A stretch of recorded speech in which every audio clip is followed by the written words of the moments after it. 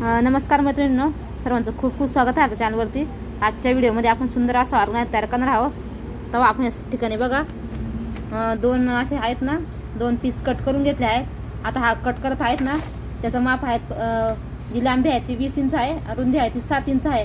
आणि जो अगोदर दाखवला त्याचं माप आहे 9 इंच आणि लांबीला 18 इंच असे आपण दोन पीस कट करून घेतले आहे। जो बघा 20 इंच होता ना, आपण त्याला 1.5 इंचावरती मार्किंग करून अशी पट्टी कट करून मध्ये चेन अटॅच करून घेतली आहे। याचा पूर्ण व्हिडिओ आपण अपलोड केलेला आहे, तो पण तुम्ही नक्की बघा।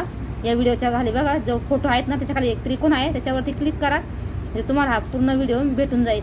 सविस्तरमध्ये हळूवार पण दाखवला आहे।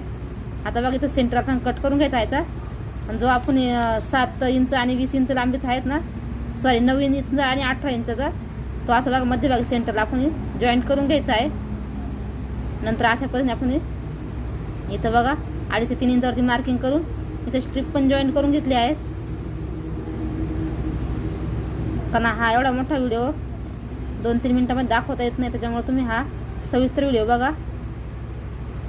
फक्त तुम्हाला माप दाखवलं आहे मी व्यवस्थित असं।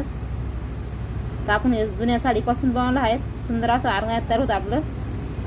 तुम्ही इथं बघू शकता आपण कसं शिवलं ते, सांगून तुम्हाला समजणार नाही, तुम्ही बघितले तेव्हा सुंदर व्हिडिओ तुम्हाला हा अशा पद्धतीने बघा आपण दोन्ही साईडनी स्टिच करून घेतला आहे। नंतर बघा आहेत ना आपण तिन्ही पण पार्ट तुम्ही पिनअप वगैरे करून व्यवस्थित जॉईन करून घेऊ शकते,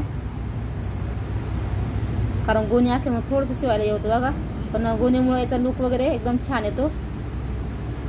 अशा पद्धतीने बघा आपण तिन्ही पण साईडनं व्यवस्थित शिलाई मारून घेतले आहेत।